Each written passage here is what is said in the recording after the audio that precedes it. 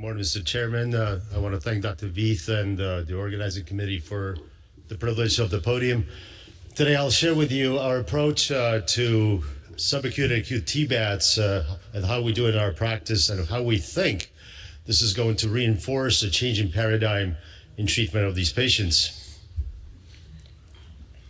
So we know that type B dissections comprise 30% of all aortic dissections. Medical therapy remains a standard of care for this condition with excellent one-year results.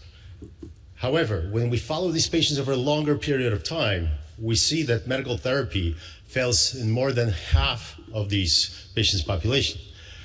And this leads to irreversible degeneration as well as patient mortality that has been reported to be up to 40%. I think it's in multiple literature sources, and we've heard during this meeting now that this is a very much true finding.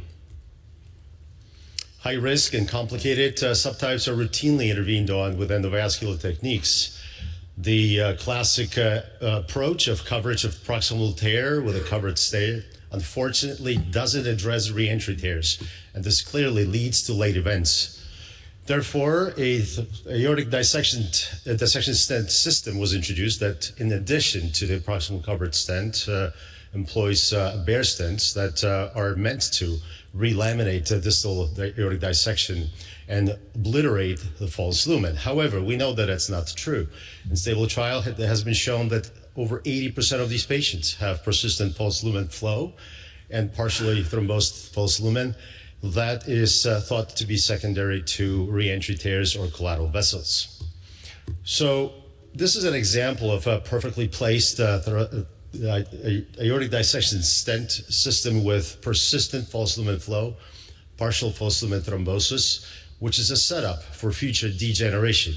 This unfortunately leads to a need for a number of re-interventions. Should it be proximal distal coiling, some forms of gluing, some forms of candy plugs, and all other approaches that in a late stage we try to perform to save this patient from open operation. For those of us who have access to branch devices, this may also be needed. Obviously, this is burdened with its own set of problems.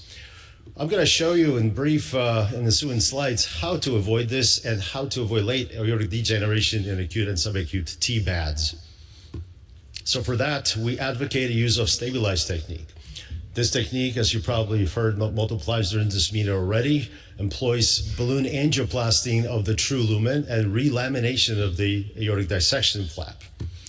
I'm going to go over certain technical aspects of this technique that we routinely use and we've developed in our practice that we think leads to successful treatment in this patient population. So first, we used cover graft stents from the proximal to distal descending thoracic aorta. So would it be from the zone 2 or 3 all the way to the celiac trunk to cover entry tears, and re-entry tears. If we don't do that, which we've done earlier on, we see persistent flow in the false lumen, and that necessitates additional covered stents. Next, we put bare stents all the way to the aortic bifurcation across the visceral vessels. We have to assure that these patients have adequate proximal landing zone. This is a patient that has seemingly adequate landing zone. However, they proved us wrong, and a zone 3 deployment led to type A retrograde dissection. Therefore, we advocate placement of subclavian carotid artery bypasses. We routinely use thoracic branch endografts. We want to make sure that distal landing zone is less than 40 millimeters. If it's not, that leads to the need of further interventions. Finally, we balloon the entire stent graft. We use intravascular ultrasound to confirm apposition. If it's not present, we reballoon as needed. We protect branch vessels taken off the false lumen with a wire during ballooning. And if stent is needed, we stent it. So results, we used in 21% of patients this technique with non-intraoperative aortic mortality, aortic rupture, or paraplegia. We saw significant reduction in false lumen. Word of caution, early failures with patients with Ehlers-Danlos and Lewis-Dietz.